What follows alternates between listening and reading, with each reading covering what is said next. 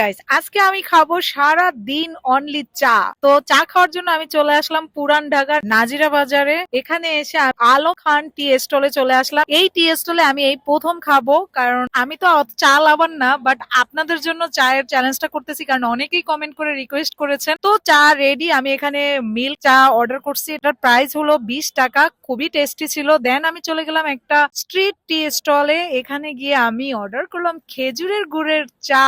Guys, এই প্রথম আমি খেজুরের গুড়ের চা খাচ্ছি। কে কে খাইছেন অবশ্যই কমেন্ট করবেন। আর অসাধারণ টেস্ট ছিল, আমার কাছে খুব ভালো লাগছে। দেন চলে গেলাম আর একটা টি স্টলে। সেখানে গিয়ে আমি অর্ডার করলাম মাল্টা চা। মাল্টা চাটা দেখতে যেরকম অসাধারণ, খেতেও গাইস অনেক অসাধারণ ছিল। অনলি 20 টাকা ছিল প্রাইস। সো গাইস, নেক্সট কি ধরনের ভিডিও দেখতে চান অবশ্যই কমেন্ট করে জানাবেন, and subscribe me. Bye by.